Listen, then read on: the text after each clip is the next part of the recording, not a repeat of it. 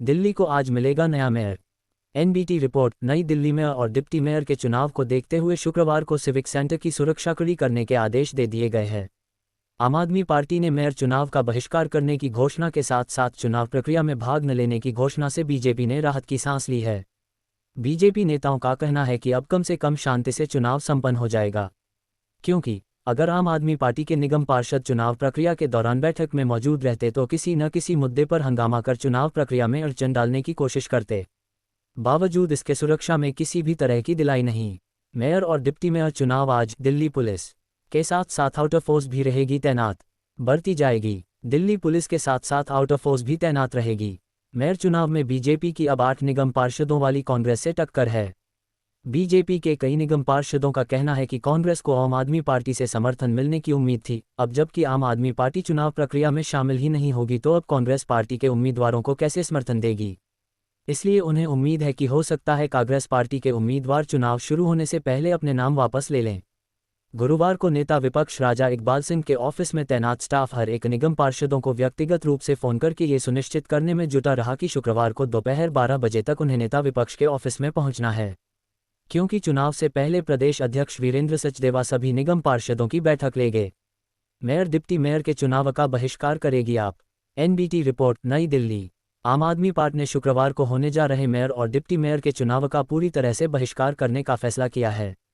Party का कहना है कि वह इस बार मेयर और डिप्टी मेयर के चुनाव में भाग नहीं लेगी। अब दिल्ली में बीजेपी की ट्रिपल इंजन की सरकार है। केंद्र और राज्य के अलावा अब एमसीडी में भी बीजेपी का बहुमत है। अब बीजेपी पूरी तरह से दिल्ली को संभाले।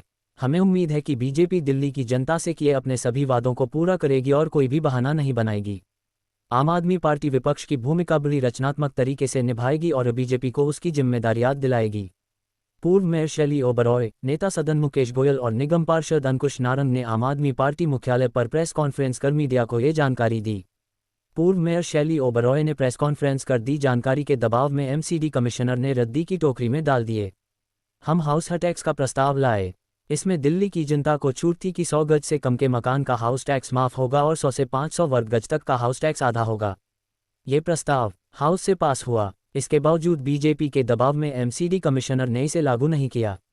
हमने विभिन्न विभागों के 12,000 कर्मचारियों को पक्का करने का प्रस्ताव पास किया और इसके लिए बजट का प्रावधान किया। इसके बाद भी निगमायुक्त इस पर कुंडली मारकर बैठे हैं। पार्टी ने कहा, ट्रिपल इंजन सरकार, जनता। आम आदमी पार्टी नेताओं ने 2022 से लेकर अब तक स्टैंडिंग कमेटी का गठन न हो पाने के लिए भी बीजेपी को ही जिम्मेदार ठहराया। उनका कहना है कि बीजेपी छल कपट के बल पर सत्ता हासिल करने में कामयाब हो गई।